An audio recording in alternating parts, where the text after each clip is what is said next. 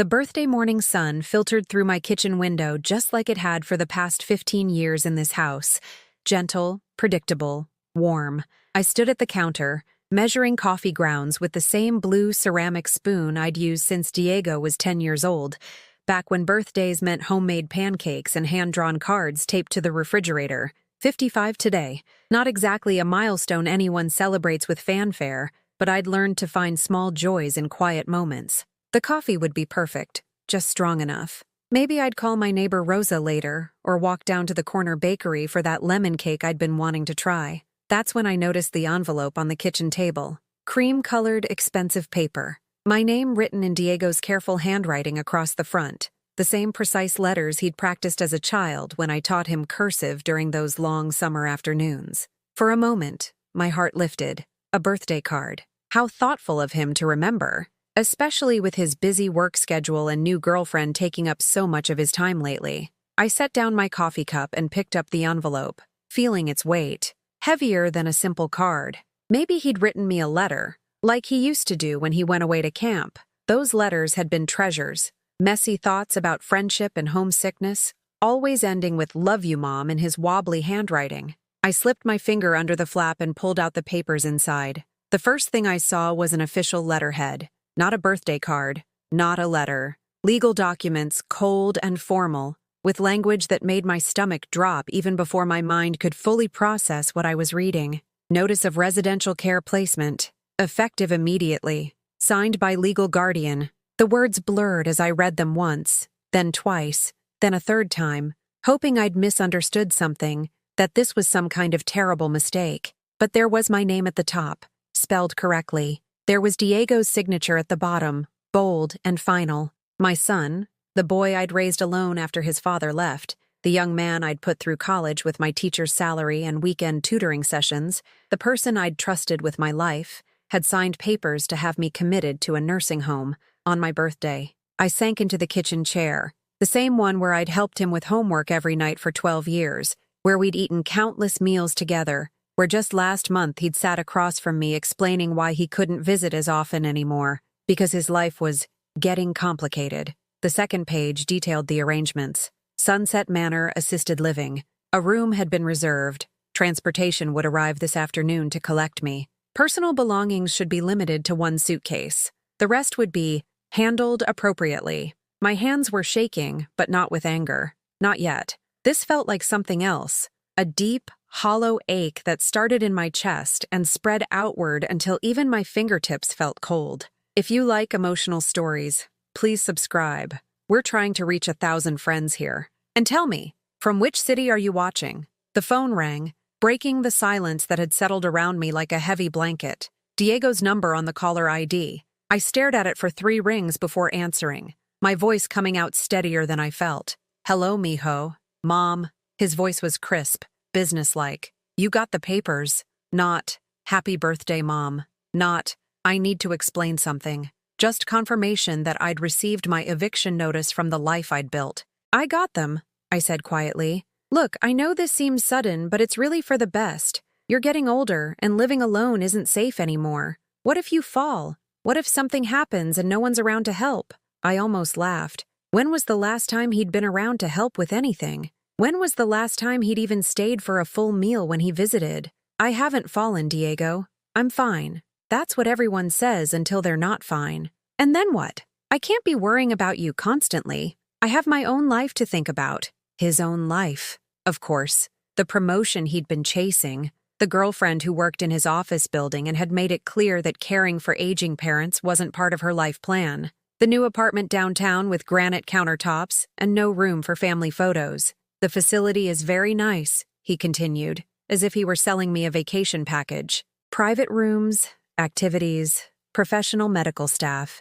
You'll probably make friends. It'll be good for you to be around people your own age. People my age. As if 55 made me ancient. As if 15 years of retirement from teaching had somehow made me incompetent to manage my own life. "Did you visit this place?" I asked. A pause. I looked at the website. The reviews are excellent. The website. He'd chosen my future home from the website, probably during his lunch break between meetings. "When is this happening?" I already knew, but I needed to hear him say it. The transport van comes at 2. You should start packing. Just essentials. They provide everything else you'll need. Everything else I'll need. As if a lifetime of memories and possessions could be reduced to essentials that fit in a single suitcase. Diego, I said, my voice barely above a whisper. It's my birthday. Silence stretched between us, filled with everything he wasn't saying. No apology, no acknowledgement that this timing was particularly cruel. Just the sound of his breathing on the other end of the line.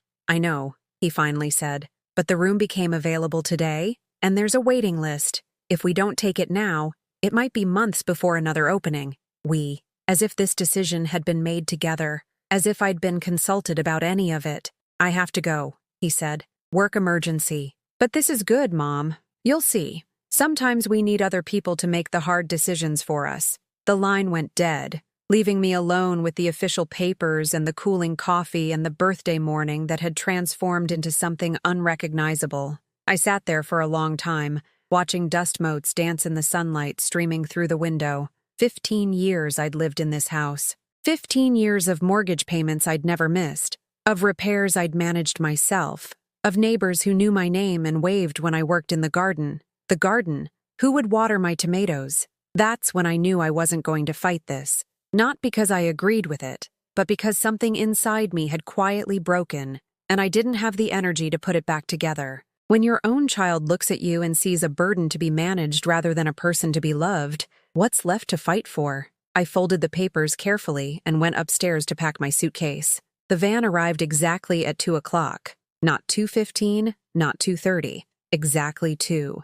I watched from my bedroom window as the driver checked his clipboard, then looked up at the house numbers to confirm he had the right address.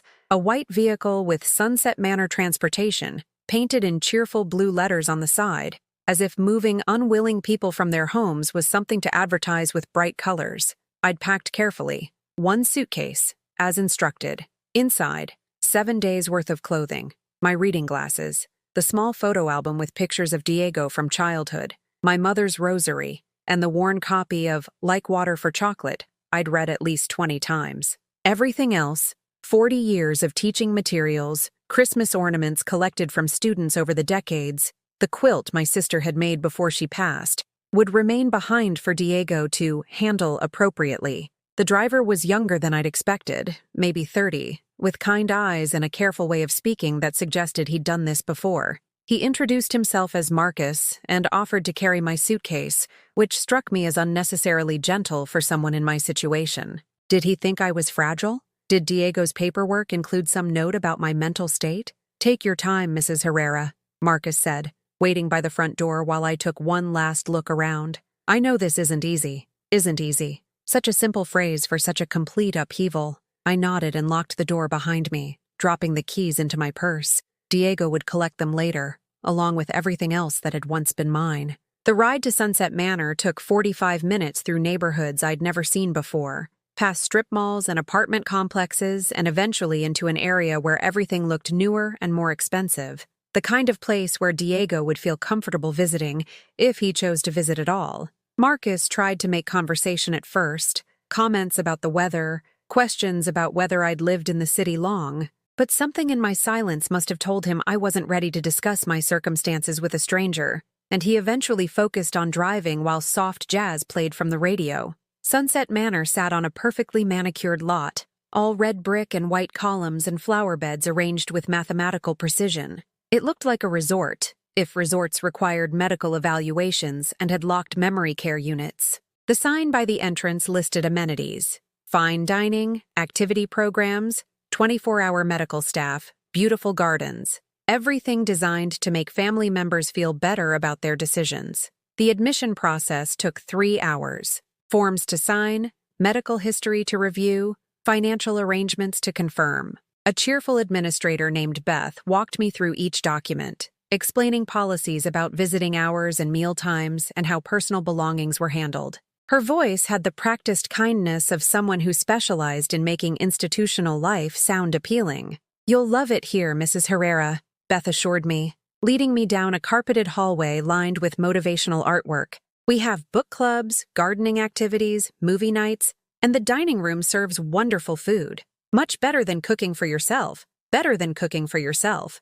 as if preparing my own meals had been some terrible burden rather than one of the small pleasures that made each day feel purposeful. My room was on the second floor, overlooking the parking lot. Clean, functional, with a single bed, a small dresser, and a chair positioned by the window. The walls were painted pale yellow, probably chosen by some consultant who'd read that yellow was cheerful and calming. A bathroom barely large enough to turn around in. Space for one person's truncated life. "Dinner is served from 5 to 7, Beth explained, checking items off her clipboard. "Breakfast starts at 6:30. There's a schedule of activities posted by the elevators. Any questions?" I shook my head. What was there to ask? How to undo the last 8 hours? How to call my son and ask why he thought this was love? After Beth left, I unpacked my suitcase methodically, hanging my clothes in the small closet that would never be full, placing my few personal items on the dresser surface. The photo album went on the nightstand, next to the generic lamp that had probably illuminated hundreds of similar transitions. That first evening, I called Diego from the phone beside my bed. He answered on the third ring, his voice distracted. "Mom, how's everything going?" "I'm here," I said simply. "Good. See? I told you it would be fine." "Are the people nice?" "They're professional. That's important. Professional care, trained staff, much safer than living alone." There it was again. The emphasis on safety, as if my entire life had been one long emergency waiting to happen. As if 55 years of successfully navigating the world meant nothing when weighed against his need for convenience. "The room is small," I said. "Well, you don't need much space. It's probably easier to keep clean." Easier. Everything about my new life was going to be easier, according to Diego. Easier meals, easier housekeeping, easier medical care. The only thing that wouldn't be easier was pretending this felt like home. "Listen, Mom, I can't talk long. Meeting some clients for dinner, but I'm glad you're settling in okay. Will you visit this weekend?" A pause. "I'll try. This new project is really demanding, and Sarah has that thing with her sister on Saturday." Sarah, the girlfriend who'd never met me, but had somehow influenced the decision to relocate my entire life. I wondered what she'd said when Diego told her about his plan. Did she thank him for removing the inconvenience of an aging mother? Did she offer to help him research facilities online? "Okay," I said. "I understand. You're being really mature about this, Mom. I appreciate that." Mature. Another way of saying he appreciated that I wasn't making his choice difficult for him. The phone call lasted exactly 7 minutes. I know because I watched the digital clock beside the bed, counting down the moments until he found a polite way to escape the conversation. When the line went dead, I sat in the yellow room and listened to the sounds of institutional life settling around me. Footsteps in hallways, muffled television programs, the distant clatter of dinner preparation. Later that evening, I joined the other residents in what Beth had called the community room. 15 or 20 people scattered across worn furniture, some watching a game show with the volume turned up too loud, others working on puzzles or reading magazines. The conversation was sparse and careful, the kind of polite interaction between strangers who've been thrown together by circumstances beyond their control. A woman named Eleanor introduced herself during a commercial break. 82 years old, moved here after her daughter decided she couldn't manage her medications properly. Eleanor's daughter visited every other Sunday, bringing flowers and staying exactly 1 hour before remembering important errands that required her immediate attention. "The trick," Eleanor whispered, "is not expecting too much. They feel guilty enough without us making it worse." Making it worse. As if our feelings about being discarded were somehow an additional burden on the people who'd done the discarding. That night, lying in the narrow bed with institutional sheets that smelled of industrial bleach, I stared at the ceiling and tried to understand what had happened to my relationship with Diego. When had his concern shifted from loving care to efficient management? When had I stopped being his mother and become his obligation? I thought about all the times over the past year when he'd seemed distracted during our conversations, checking his phone while I talked, responding to my questions with vague answers that suggested he wasn't really listening. The gradual decline in visits, the way he'd started calling instead of stopping by, the subtle shift in his tone when discussing my future. Had Sarah been part of those conversations? Had they discussed my situation over dinner in restaurants I couldn't afford, weighing the inconvenience of my independence against the simplicity of professional care? Had she encouraged him to see this as a practical solution rather than a betrayal? The worst part wasn't the loneliness or the loss of independence. The worst part was the growing realization that Diego felt relieved, that removing me from his daily life had lifted some burden I hadn't known I was creating, that his love for me, if it still existed at all, was now something to be managed from a safe distance. 3 weeks passed before Diego visited. 3 weeks of me learning the rhythms of institutional life, of participating in craft activities that felt designed for children, of eating meals prepared for people who'd apparently lost all sense of taste along with their independence. 3 weeks of watching other residents receive visitors while I invented excuses for why my son was too busy to come. When he finally arrived, it was on a Tuesday afternoon when most of the staff was changing shifts, and the common areas looked tired and understaffed. He wore his expensive navy suit, the one I'd helped him pick out for job interviews 3 years ago, and he carried flowers from the grocery store, daisies still wrapped in plastic with a $4.99 sticker partially peeled off. "You look good, Mom," he said, though his eyes were already scanning the room as if cataloging details to report to someone else later. Rested, because apparently all I'd needed was to be relieved of the exhausting burden of managing my own life.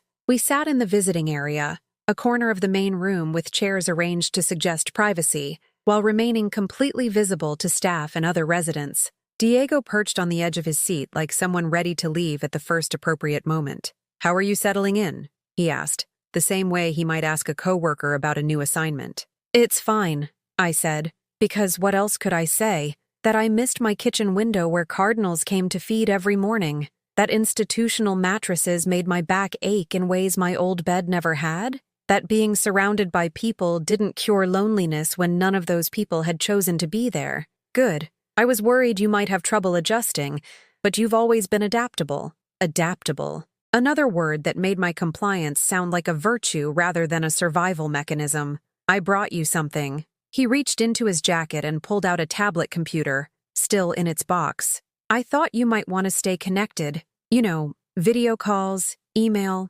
games." The tablet was sleek and expensive, the kind of gift that demonstrated thoughtfulness without requiring actual thought. I turned it over in my hands, feeling its weight. "I don't really know how to use something like this," I said. "It's easy. Sarah helped me pick it out. She says her grandmother loves hers." Sarah again. Even my gifts were being filtered through the preferences of a woman who'd never met me, but apparently had strong opinions about what aging mothers needed to stay occupied. "There's Wi-Fi here, right?" Diego continued. "You can watch movies, read books online. It'll give you something to do.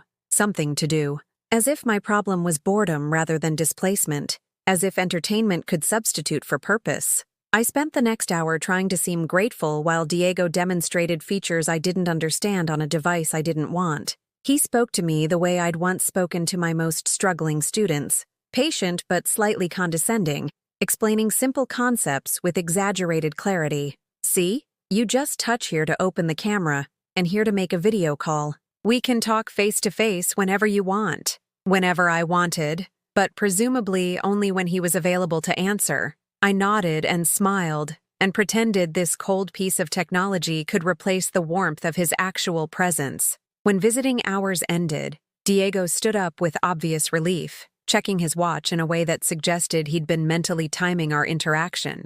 "I'll call you soon," he promised, already reaching for his car keys. "And remember, you can call me anytime if there's a problem. A problem.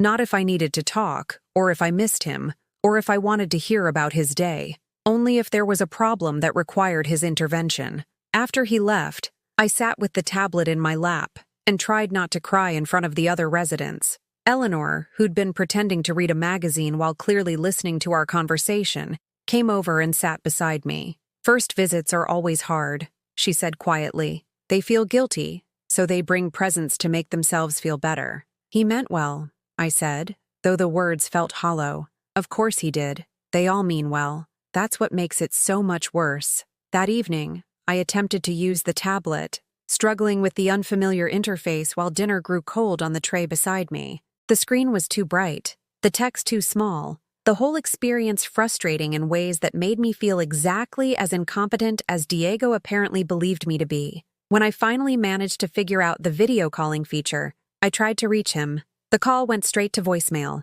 his voice crisp and professional, inviting me to leave a message after the tone. "Hi, mijo," I said to the screen, feeling foolish talking to my own reflection in the black rectangle. "I just wanted to thank you for the tablet. It's very nice. I love you." He never called back. 2 days later, I tried again during what I thought might be his lunch break. This time he answered, but I could see he was in his office, distracted by something on his computer screen. "Hi, Mom. How's the tablet working out?" "It's taking some getting used to," I admitted. "Maybe you could show me more features next time you visit?" "Sure, definitely. Hey, actually, I'm glad you called. I need to talk to you about something." Something in his tone made my stomach tighten. I'd learned to recognize that particular inflection, the one he used when delivering news he knew I wouldn't like. "The house," he continued, still not looking directly at the camera. "I've been thinking, and it really doesn't make sense to keep paying property taxes and maintenance on a place that's just sitting empty. The house. My house. The place I'd expected to return to someday, even though that expectation had never been officially confirmed. I've already talked to a realtor," Diego continued quickly, as if speed could soften the impact. "She thinks we can get a really good price in this market. The money can go toward your care here, maybe upgrade you to a larger room." We. Again, that collaborative pronoun that transformed his unilateral decisions into joint ventures. "You're selling the house," I said. "It's the practical thing to do, Mom. You don't need it anymore, and the money will be useful for your future care costs." Future care costs. Because apparently he was already planning for my continued deterioration, calculating the economics of my decline. "What about my things? My furniture? My books? I'll go through everything. Keep anything that has sentimental value. The rest we can donate or sell. There are companies that handle estate sales. They make it easy. Estate sales." As if I'd already died, and my possessions were being distributed among strangers who saw them only as potential bargains.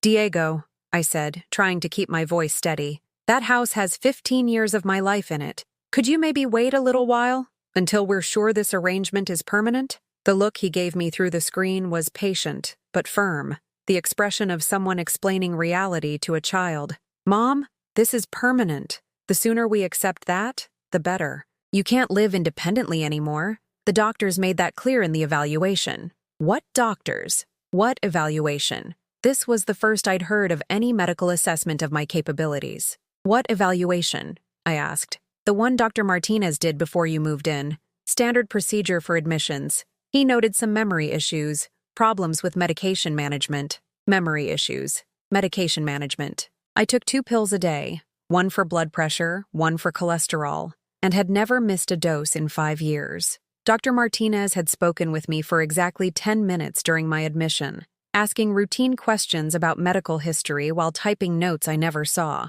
"I don't have memory problems," I said. "That's exactly what someone with memory problems would say," Diego replied, and there was something almost gentle in his cruelty, as if he genuinely believed he was helping me understand my own limitations. The call ended shortly after that, with Diego promising to let me know when the house sold and assuring me that this was all for the best. I sat in my yellow room, holding the tablet that felt heavier than it had when he'd given it to me, and realized that I was disappearing piece by piece. First my independence, then my home. Now even my own perception of my mental competence was being rewritten by people who knew what was best for me. The house sold in 3 weeks. Diego called to tell me while I was sitting in the community room, half listening to a resident named Frank complain about the coffee being too weak and the television being too loud.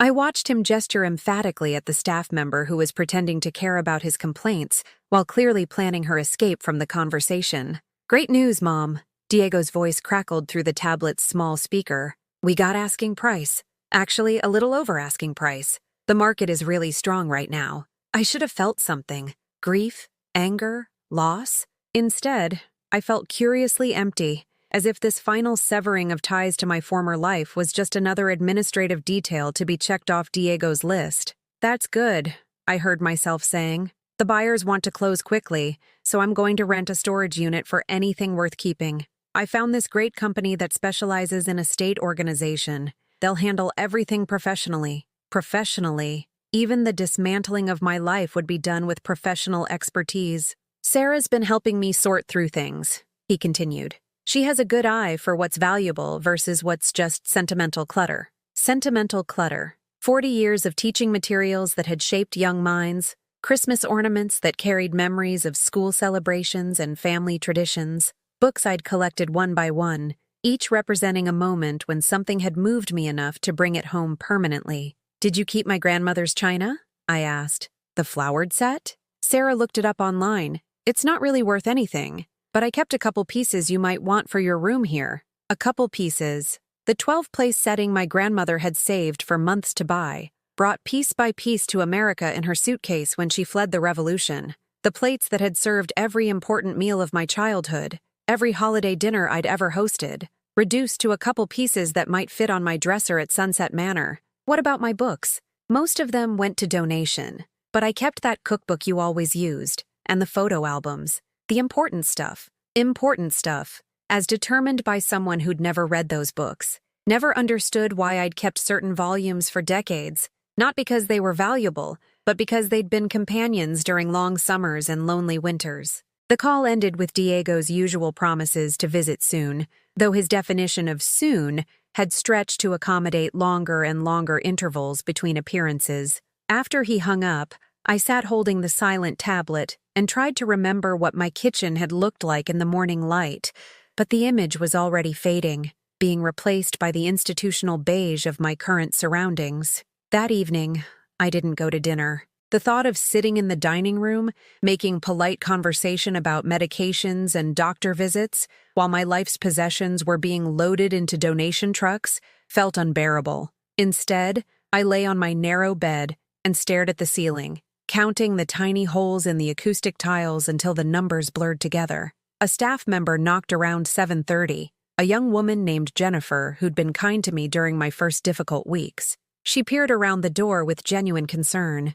"Mrs. Herrera, you missed dinner. Are you feeling all right?" "Just tired," I said, which was true in ways that had nothing to do with physical exhaustion. "I saved you a plate. Meatloaf tonight. Not as bad as it sounds." She meant well, but the idea of institutional meatloaf made my stomach turn. "Thank you, but I'm not hungry." Jennifer lingered in the doorway, clearly wanting to help, but unsure how to address the kind of sadness that couldn't be fixed with a dinner tray and cheerful conversation. "Is there anything else I can bring you? Maybe some tea?" "No, thank you. I just need to rest." After she left, I opened the drawer of my nightstand and pulled out the one thing I hadn't told Diego about, the one possession I'd hidden even from myself until this moment when everything else was gone. A small wooden box, no bigger than my palm, that I'd tucked into the corner of my suitcase 3 months ago. Inside the box was a key. Not to my house. Diego had collected that key along with everything else. This was older, smaller, tarnished with age. The key to a safety deposit box I'd opened 25 years ago and added to regularly, putting away small amounts whenever I could manage it. $20 bills, sometimes 50 when I'd had a particularly good month tutoring. Money Diego didn't know about because I'd opened the account when he was in college, using my maiden name to keep it separate from our household finances. It wasn't much, maybe $8,000 over the years. Nothing that would change my circumstances dramatically, but enough to prove to myself that I wasn't completely helpless, wasn't entirely dependent on the mercy of people who saw me as a burden to be managed. I'd never intended to hide money from Diego. When I'd first opened the account, it was meant to be a surprise, a small nest egg I could contribute to his wedding someday, or use to help with a down payment on his first house. But as the years passed and his visits became less frequent, his calls more perfunctory, I'd stopped adding to the account for him and started thinking of it as insurance against a future I was beginning to fear.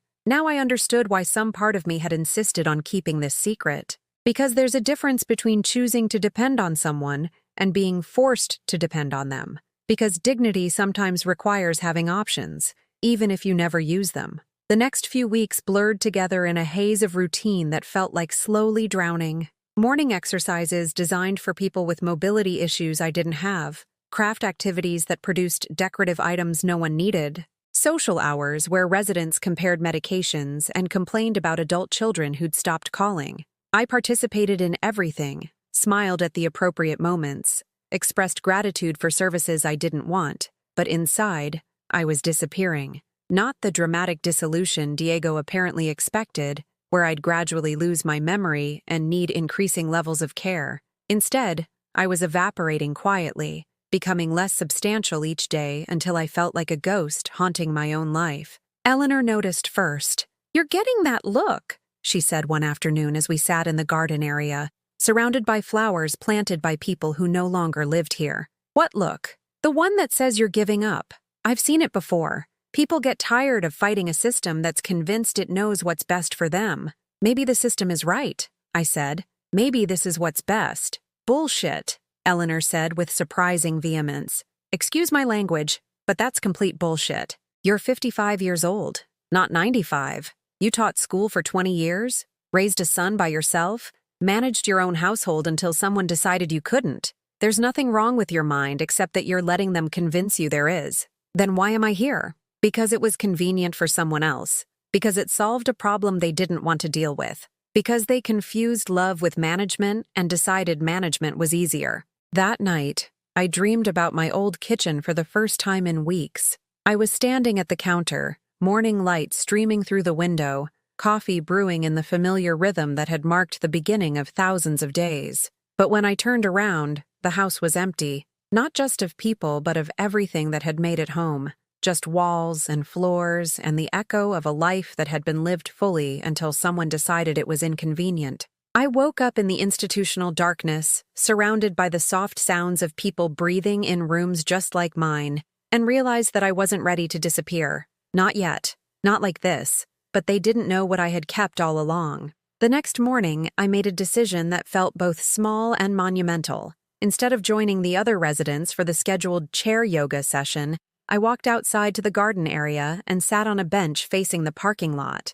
Not because the view was particularly beautiful, but because I could see the street beyond the fence, watch cars passing with people inside them going places they'd chosen to go. For the first time in months, I wasn't following a schedule created by someone else. The rebellion was tiny. Missing one activity wouldn't even register with the staff unless they happened to count heads. But for me, it was the first crack in the shell I'd built around myself. The first moment when I chose my own comfort over institutional expectations. I stayed on that bench for 2 hours, watching the world move beyond the confines of Sunset Manor. A woman walked by with a small dog, stopping to let it investigate interesting smells with the patience of someone who understood that rushing spoiled the pleasure of discovery. A delivery truck paused at the corner, its driver consulting a map before turning left toward neighborhoods where people signed for packages in their own homes. Simple freedoms I'd taken for granted for 55 years. When I finally went inside, Jennifer asked if I'd enjoyed my walk, and I realized she'd seen me through the window but hadn't come out to redirect me toward approved activities. There was something in her smile that suggested she understood the importance of choosing your own movements, even when the choices were limited. That afternoon, I called the bank from the phone in my room, not the bank that held my old checking account. Diego had closed that one and transferred the remaining balance to help pay for my care. This was a different bank, one across town where a safety deposit box waited under my maiden name, holding the only piece of my independence that hadn't been surrendered to other people's decisions. "I'd like to schedule an appointment to access my safety deposit box," I told the polite voice on the other end. "Certainly. When would be convenient for you?" When would be convenient? The question felt foreign after months of having every hour planned by people who knew what was best for my physical and mental well-being. "Tomorrow afternoon?"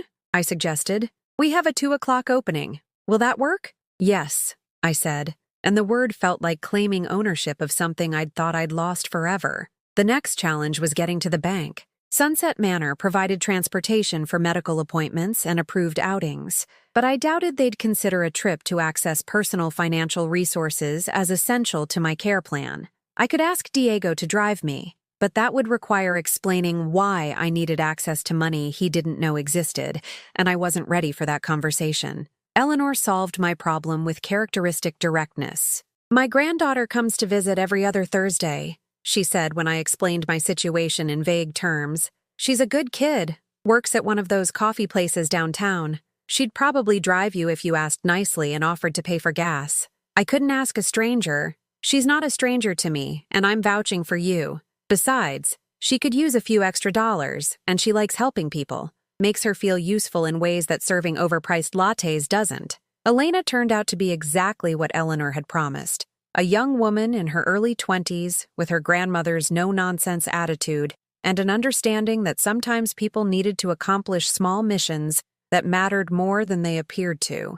She picked me up Thursday afternoon in a small car decorated with coffee shop bumper stickers and university parking permits. "Grandma says you need to run an errand," she said as I settled into the passenger seat. "Banking stuff?" "Something like that." "Cool. I have to pick up textbooks afterward anyway, so the timing works out." She didn't ask questions during the 20-minute drive, just played music I didn't recognize, and offered commentary on traffic patterns that suggested she knew the city well. When we reached the bank, she said she'd wait in the coffee shop across the street and gave me her phone number in case I needed more time than expected.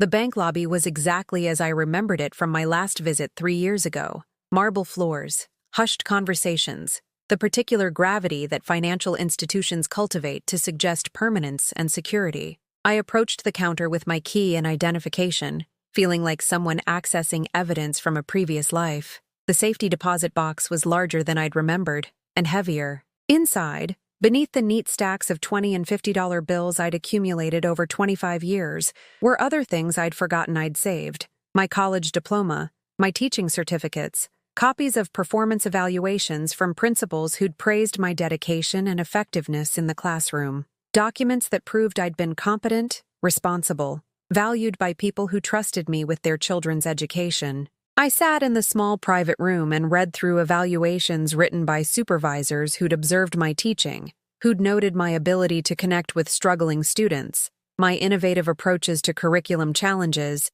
my leadership in department committees. Words like exceptional, dedicated, and irreplaceable appeared repeatedly in handwriting that belonged to people who'd worked with me professionally for decades. This was who I'd been before Diego decided I couldn't manage my own medications, before Dr. Martinez spent 10 minutes determining I had memory issues, before my independence became inconvenient to people who thought they loved me. I counted the money carefully. $8,340.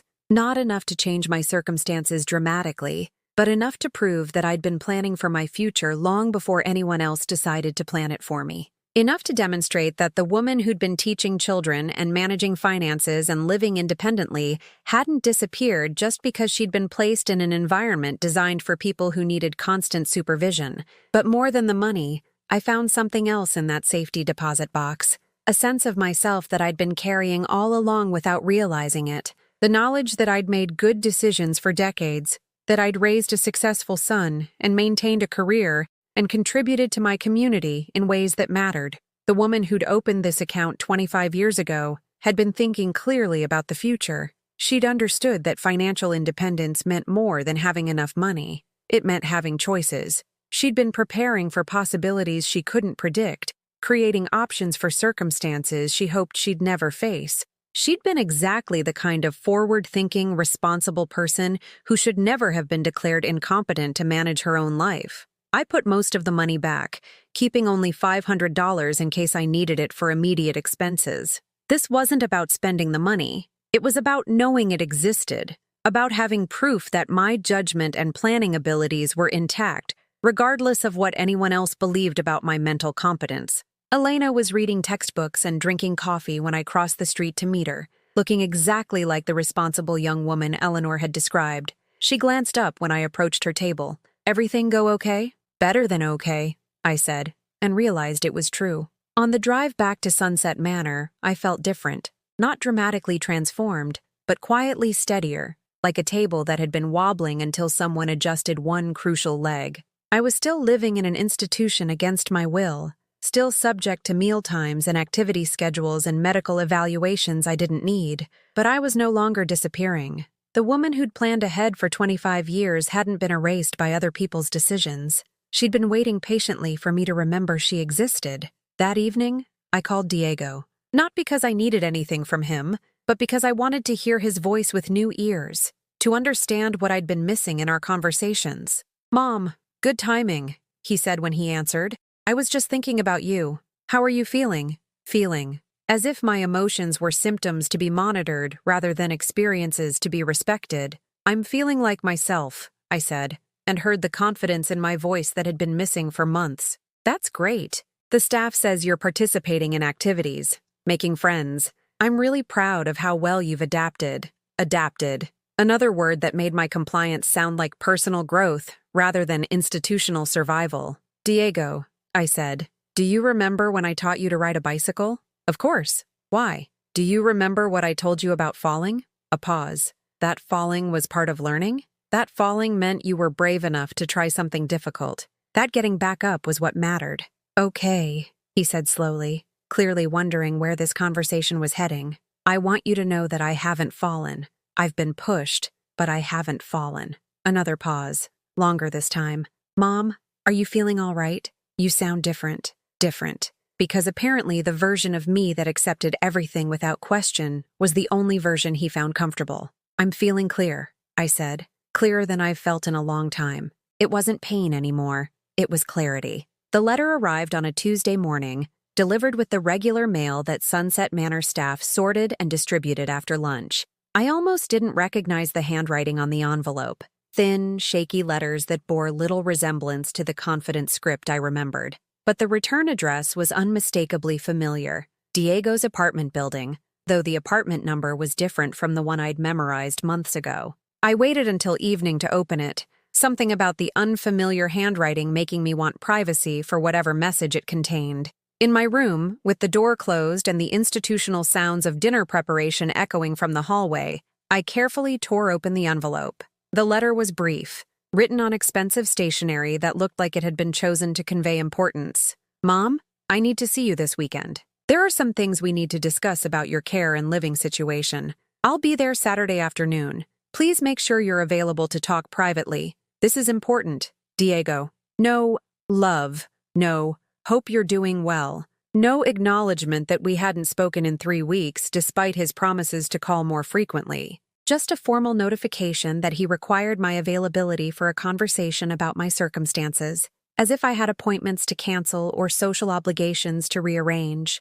I read the letter 3 times, analyzing the tone like a document from a lawyer, rather than a communication from my son. Something was different. Not just the handwriting. That could be explained by writing quickly or using an unfamiliar pen. The entire tone felt strained, almost desperate underneath the authoritative language. That night, sleep eluded me. I lay in the narrow bed, listening to the nighttime sounds of the facility, distant conversations between staff members, the soft chime of elevators, the occasional cry of someone lost in dreams or memories. But underneath my usual frustration with the institutional environment, something else hummed quietly. Anticipation. For months, every interaction with Diego had followed the same pattern. His careful management of conversations designed to reassure himself that he'd made the right decisions about my life. His questions had been perfunctory, his attention divided, his visits brief and scheduled around more important commitments. But this letter felt different,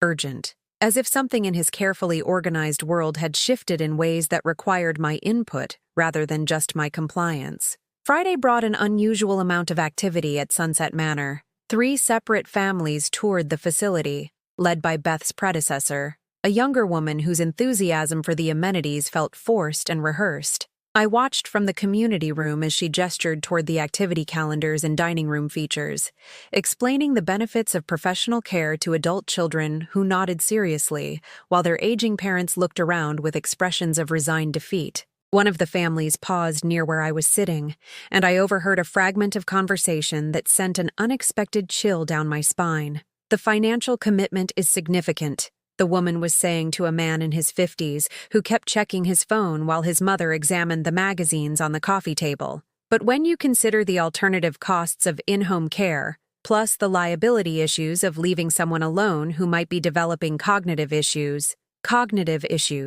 the phrase that had apparently been applied to me without my knowledge, transforming my preference for independence into evidence of mental decline.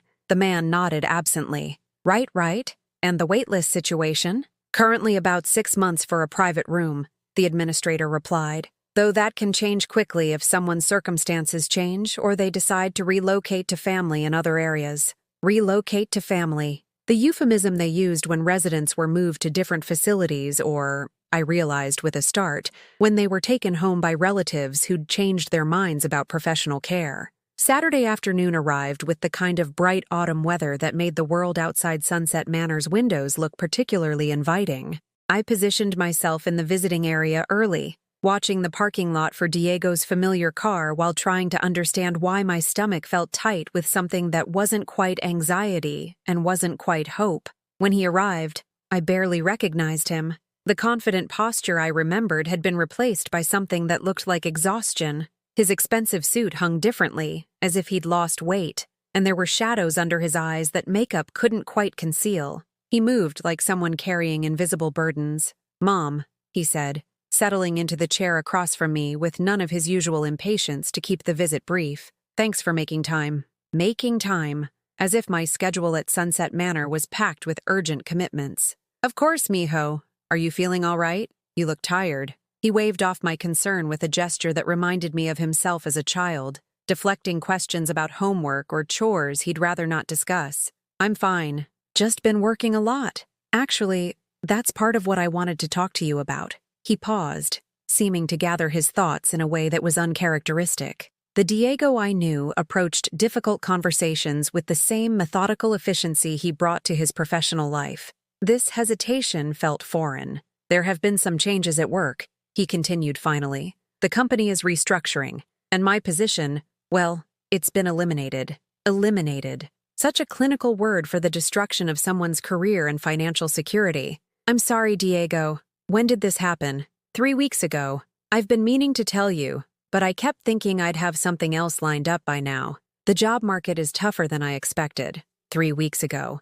Around the time his letters had stopped coming, when his calls had become even more infrequent and distracted. While I'd been worrying that I'd somehow disappointed him further, he'd been dealing with his own crisis. "Sarah and I," he started, then stopped, rubbing his face with both hands. "Sarah and I aren't together anymore either." The news hit me with unexpected complexity. I should have felt vindicated. The woman who'd influenced decisions about my life was gone. But instead, I felt something closer to sympathy for Diego, who was discovering that the people he'd prioritized over family relationships might not be as permanent as he'd believed. "I'm sorry," I said again, and meant it. She said she couldn't handle the uncertainty. My job situation, the financial pressure, having to think about supporting, he gestured vaguely around the visiting area, supporting family obligations. She said it wasn't what she'd signed up for.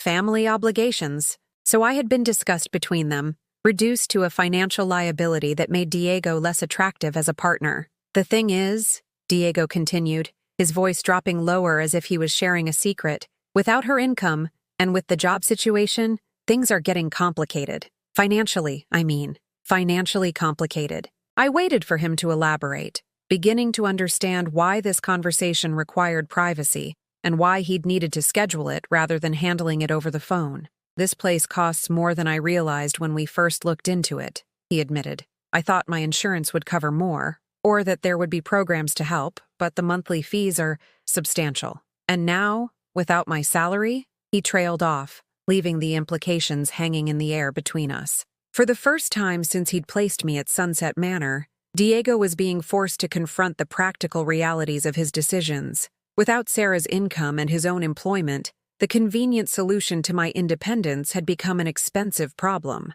"I've been talking to financial advisors looking at options," he continued. "There are less expensive facilities, places that accept Medicare more readily, or..." Another pause, this one longer and more weighted with possibilities I couldn't quite interpret yet. "Or what?" I asked. He looked directly at me for the first time since arriving, his eyes carrying something I hadn't seen in months, uncertainty that made him seem younger and more like the boy who used to come to me with problems he couldn't solve alone. "Or, we could look at alternative arrangements, maybe something that would work better for both of us." Alternative arrangements. The phrase hung in the air like a door being opened just wide enough to glimpse what lay beyond it, but not enough to see clearly what crossing that threshold might mean. "What kind of alternatives?" I asked quietly. But before he could answer, Beth appeared with her practiced administrative smile, announcing that visiting hours were ending and that all guests needed to complete their visits within the next 15 minutes. Diego stood up with obvious reluctance, checking his watch in a gesture that seemed more nervous than impatient. "I'll call you tomorrow," he promised. "We need to finish this conversation. There are some decisions that need to be made pretty soon." Decisions that need to be made. After months of having every aspect of my life decided without my input, I was apparently going to be consulted about something. As I watched him walk to his car through the visiting room window, I noticed that his shoulders carried a different kind of tension than they had when he'd arrived. The weight of someone who'd realized that the problems he thought he'd solved by managing other people's lives had only been postponed, not eliminated. That night, I sat in my room and felt something shifting in the air around me, like the atmospheric pressure change that comes before a storm. Change was coming. I could sense it in Diego's desperation, in the questions he hadn't yet asked, in the way he'd looked at me as if seeing me clearly for the first time in months. For the first time since I'd been deposited at Sunset Manor, I had the distinct impression that I was about to have choices to make. Diego called the next morning before breakfast, his voice carrying an urgency that made my chest tighten, not with fear, but with recognition that whatever conversation we'd postponed was about to reshape everything between us. "Mom, can you talk? Privately?" I was already in my room, having learned that early morning was the only time I could guarantee uninterrupted phone conversations. The staff was busy with shift changes and medication rounds, the other residents still sleeping or preparing for the day's scheduled activities. "I'm alone," I said. "Good. Listen, I need to be completely honest with you about something, about the financial situation, but also about other things. Other things." I waited, sensing that whatever he was about to tell me required courage he wasn't sure he possessed.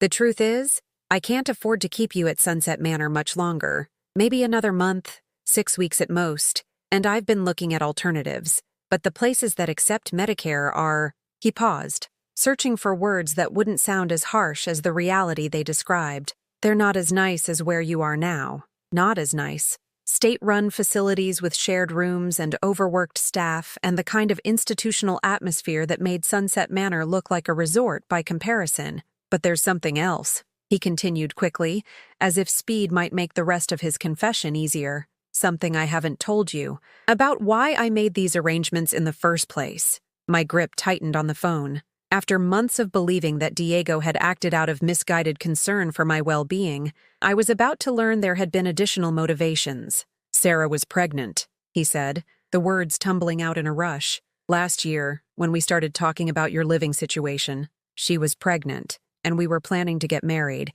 and she said she couldn't handle having a wedding and a baby and an elderly parent to worry about all at the same time." Elderly parent. At 55, I had become elderly in the estimation of a woman who'd never bothered to meet me. "She lost the baby," Diego continued, his voice dropping to barely above a whisper. "Miscarriage at 12 weeks. But by then, we'd already made all these plans, started the process of finding you a place, and it seemed easier to go ahead with it rather than explain why we were changing our minds. Easier. My displacement had been easier than admitting that the reasons for it had disappeared. I thought it would still work out," he rushed on. "I thought you'd be happier, safer, with professional care, and Sarah and I could focus on trying again, building our future together. But then she said she wasn't ready to try again, that she needed time, and then work started getting stressful, and then his carefully constructed justifications had crumbled one by one, leaving him with choices he'd made for reasons that no longer existed, commitments he couldn't afford for problems that had been solved in ways that created bigger problems." "Diego," I said quietly, "are you asking me to come home?" The silence stretched between us, filled with everything he couldn't bring himself to say directly. When he finally spoke, his voice carried the broken quality of someone who'd discovered that managing other people's lives was easier than managing his own. "I'm asking if you'd be willing to consider it, temporarily, until I can figure out something more permanent. I know it's not ideal, asking you to leave a place where you have professional care, but I'm running out of options, and I thought maybe what? Maybe I'd be grateful enough for any alternative to a state facility that I'd overlook the fact that he was asking me to solve a problem he'd created. Maybe I'd forgotten that the independence he'd declared me incompetent to handle had suddenly become convenient again. "Let me understand this," I said, surprised by how calm my voice sounded. "You determined that I couldn't live safely on my own, that I needed professional supervision and medical oversight. You sold my house and donated my possessions and had me declared mentally incompetent to manage my own affairs. But now that you need somewhere to live and can't afford to pay for my care, you think it might be safe for me to leave this facility and help you manage your household? Mom, please, I know how this sounds, but I'm desperate. I might lose my apartment next month if I can't find work soon, and the bills from this place are crushing me. I thought maybe if we got a place together, split the costs. Split the costs. With what money?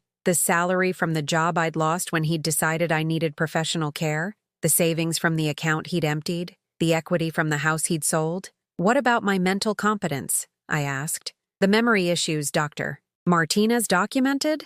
The medication management problems that made independent living dangerous? Another long pause. When Diego spoke again, his voice was so quiet I had to strain to hear him. I may have exaggerated some things, to make the admission process easier, to make sure they accepted you without a waiting period. Exaggerated. Such a gentle word for fabricating medical conditions that justified treating a healthy woman like someone who couldn't be trusted with her own life. What did you tell them exactly? That you'd been having trouble remembering to take your medications? That you'd left the stove on a couple of times? That you'd seemed confused about dates and appointments? Small things that wouldn't hurt you but would help establish that you needed supervision. Small things that wouldn't hurt me, except that they'd become part of my official medical record, documentation that could follow me for the rest of my life, evidence of cognitive decline that existed only in his imagination and his need for my compliance. None of that was true, I said.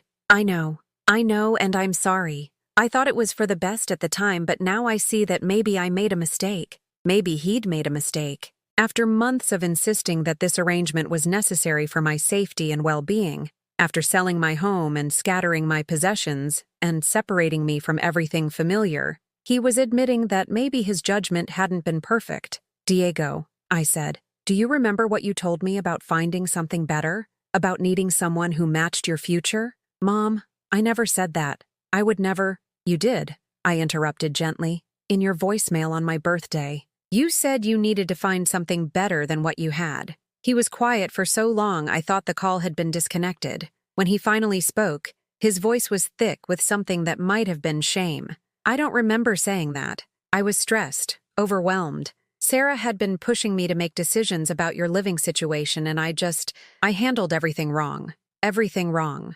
That was one way to describe systematically dismantling someone's life based on lies and convenience. So now you want me to come home and help you handle your financial crisis, I said, the same woman you declared incompetent to handle her own affairs. I know I have no right to ask. I know I've made terrible mistakes, but I don't know what else to do.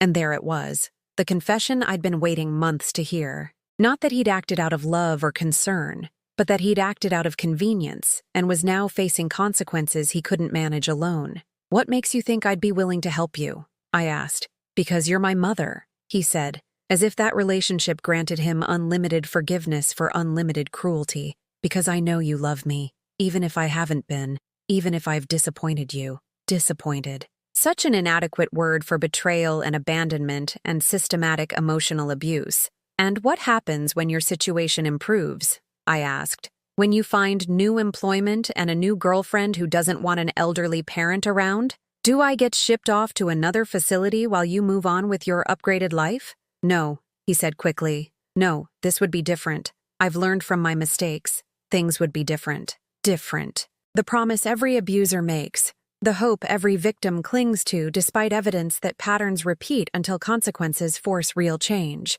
I looked around my yellow room, with its institutional furniture and motivational artwork and single window overlooking the parking lot. Then I thought about the key in my drawer, the money in the safety deposit box, the 25 years of evidence that I'd been making good decisions long before anyone questioned my competence. Diego, I said quietly, I need some time to think about this. How much time? Because I really need to give my landlord an answer by the end of the week, and if we're going to look for a place together. I said I need time to think, I repeated, and something in my tone must have warned him not to push further. Okay, he said. Okay, but Mom? Thank you for even considering it. I know I don't deserve your help after everything, but I hung up before he could finish the sentence, before he could add another layer of manipulation disguised as gratitude. I spent 3 days considering Diego's request, but not in the way he probably imagined. I wasn't weighing the practical advantages of different living arrangements or calculating the financial benefits of shared expenses.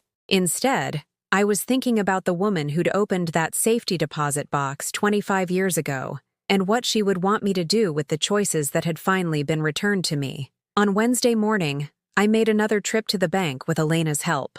This time, I withdrew half the money, $4,000, and opened a new checking account in my name only. Then I asked Elena to drive me to a small apartment complex I'd noticed during our previous trip, one with a sign advertising furnished units and month-to-month leases. The apartment was simple: one bedroom, a small kitchen, a living room with a window that faced east toward the morning sun. Nothing fancy, but clean and quiet, and mine if I chose to make it so. The rent was reasonable, affordable with careful budgeting and perhaps a part-time job to supplement my remaining savings. "It's perfect for someone starting over," the leasing manager said, showing me how the thermostat worked and pointing out the laundry facilities down the hall. Starting over, at 55, in a furnished apartment with mismatched furniture and carpet that had seen better days, the phrase should have felt tragic. Instead, it felt like possibility. That evening, I called Diego back. He answered on the first ring,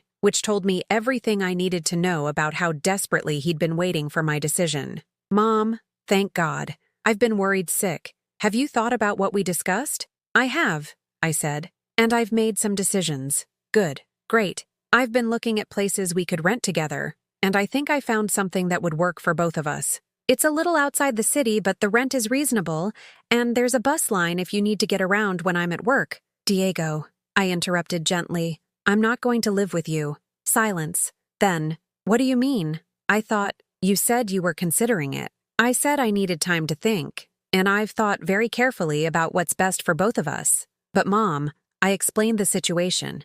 "I can't afford to keep you at Sunset Manor much longer, and the alternatives aren't good. If we pool our resources—" "What resources, mijo? The savings account you emptied? The house you sold? The possessions you donated? What exactly am I supposed to contribute to this partnership?" Another pause. Longer this time. "I know I made mistakes, but we could start fresh. Build something new together." "On what foundation? On the trust you destroyed when you lied to medical professionals about my mental competence? On the respect you showed when you sold my home without consulting me? On the honesty you demonstrated when you admitted you exaggerated my symptoms for your convenience?" "Mom, please. I'm admitting I was wrong. Isn't that worth something?" "It's worth acknowledgement," I said, "but not forgiveness. Not yet, and certainly not rescue." I could hear his breathing on the other end of the line, quick and shallow, like someone trying not to panic. "So what am I supposed to do?" he asked, and for the first time in our conversation, he sounded like the little boy who used to come to me when problems felt too big to solve alone. "You're supposed to figure it out," I said simply. "The same way you expected me to figure out how to live in a facility I didn't choose, with medical evaluations based on lies, separated from everything that made my life meaningful. That's different. I was trying to help you." "No, mijo. You were trying to help yourself. And now you need to learn what I learned, that sometimes the people you count on to solve your problems are the ones who created them." The silence stretched between us, filled with years of accumulated resentment and disappointment, and the slow, painful process of a relationship reckoning with its own failures. "Are you saying you'll never forgive me?" he asked finally. "I'm saying that forgiveness isn't the same thing as rescue. I've learned the difference between love and management, between care and control. You managed my life when it became inconvenient for you, and now you want me to manage yours when it's become difficult for you. That's not how love works. So what happens now? You just abandon me?" "I'm going to do what you should have done from the beginning," I said. "I'm going to take responsibility for my own life, make my own decisions, and trust my own judgment. You're welcome to do the same." I told him about the apartment I'd found, the money I'd saved, the plans I was making to build a life that belonged entirely to me. I explained that I would be leaving Sunset Manor at the end of the week, not to rescue him from his financial difficulties, but to rescue myself from an institutional life I'd never chosen. "You had money this whole time?" he asked, and I could hear something like betrayal in his voice, as if my financial independence was somehow a deception rather than exactly the kind of planning he should have been proud of. "I had options you didn't know about," I corrected. "The same way you had motivations I didn't know about when you made decisions about my life." "What about Christmas?" he asked suddenly. "What about holidays, family dinners? Are we just done?" The question hung between us, heavy with the weight of relationship patterns that would take years to rebuild, if they could be rebuilt at all. "We're family," I said finally. That doesn't change. But we're family on equal terms now, or we're not family at all. No more management disguised as love. No more convenience disguised as care. I don't understand what that means. It means you can call me when you want to have a conversation, not when you need something from me. You can visit when you want to spend time together, not when you need to check on my condition. You can be my son when you're ready to treat me like your mother, not like a problem to be solved. After I hung up, I sat in my room and felt something settle in my chest that I hadn't experienced in months. Peace. Not happiness exactly, and certainly not satisfaction at Diego's distress. Just the quiet peace that comes from making decisions based on your own values, rather than other people's expectations. The next morning, I began the process of checking myself out of Sunset Manor. The paperwork was surprisingly simple. Apparently, when you're paying your own bills and haven't been declared legally incompetent, leaving a care facility is just a matter of giving proper notice and settling your account. Beth seemed genuinely surprised by my decision. Are you sure about this, Mrs. Herrera? Independent living can be challenging, and you've been doing so well here. Doing well. Because compliance with institutional routines was apparently the measure of wellness rather than personal satisfaction or autonomy. I'm sure, I said, but thank you for everything. The staff here has been very kind. Eleanor helped me pack my few belongings, offering commentary that mixed practical advice with philosophical observations about the nature of freedom. You know they'll all think you're making a mistake, she said, folding my clothes into the same suitcase I'd brought months earlier. Staff, other residents, probably your son. They'll want to believe that leaving professional care means you're in denial about your limitations.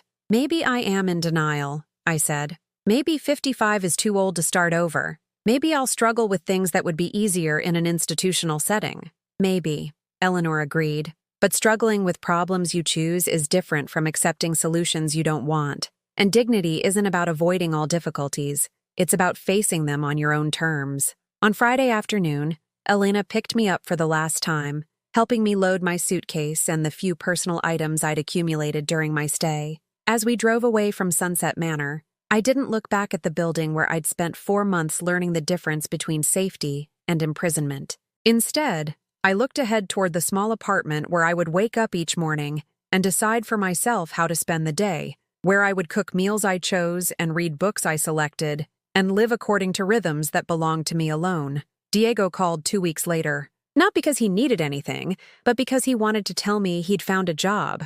Lower paying than his previous position, but steady work that would allow him to keep his apartment and begin rebuilding his financial stability. I've been thinking about what you said, he told me during our brief conversation, about taking responsibility for my own life. You were right. I was trying to make my problems your problems, and that wasn't fair. How are you managing? I asked, and realized I genuinely wanted to know, not because I felt responsible for solving his difficulties, but because I still loved the boy he'd been and hoped he could become a man worthy of that love.